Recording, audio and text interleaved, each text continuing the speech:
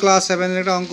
একটা ট্রেনের একজন যাত্রী দেখলেন যে ট্রেনের একটি প্ল্যাটফর্ম অতিক্রম করতে 15 সেকেন্ড সময় লাগলো। ট্রেনটির গতিবেগ যদি ঘন্টায় 60 কিমি হয় তবে প্ল্যাটফর্মের দৈর্ঘ্য কত তা হিসেব করে লিখি। তাহলে আমরা দেখছি এখানে দেওয়া আছে যে মনে করি প্ল্যাটফর্মের দৈর্ঘ্য বুঝেছি, তাহলে প্ল্যাটফর্মের দৈর্ঘ্যটা মনে করি x মিটার।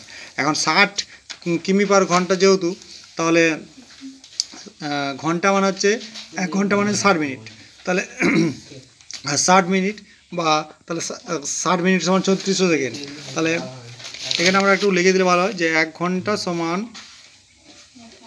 60 মিনিট সমানই হচ্ছে 3600 সেকেন্ড। ওকে, তাহলে 1 ঘন্টা সমান 3600 সেকেন্ড আর 60 কিমি সমান 60,000 মিটার। ওকে, তাহলে সময় আর অতিক্রান্ত দূরত্ব, তাহলে 3600 সেকেন্ডে যাচ্ছে কত? 3600 সেকেন্ডে যাচ্ছে 60,000 মিটার। কত? 3600 সেকেন্ডে যাচ্ছে 60,000 মিটার। ঠিক আছে, 6000 নয়, 60,000 মিটার, তাই তো? 3600 সেকেন্ডে যাবে 60,000 মিটার। এবার 15 সেকেন্ডে কত যাবে? 15 সেকেন্ডে অতিক্রম করেছে, তাহলে 15 সেকেন্ডে কত যাবে সেটা বের করলেই হবে। তাহলে সময় কমলে, সময় যদি কমে যায় তাহলে দূরত্বটা কী হবে? দূরত্ব কম যাবে।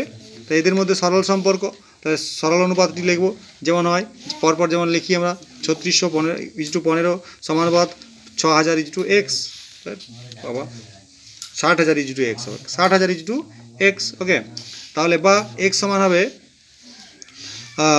15 ইন্টু 60,000 বাই 3600। কাটাকাটি করো, তাহলে কাটাকাটি করলে কী হবে? 250 মিটার। তাহলে লিখবো প্ল্যাটফর্মের দৈর্ঘ্য সমান 250 মিটার। এটা হবে এই দেখো 60 কিমি পার ঘন্টা দেওয়া আছে, তাই তো?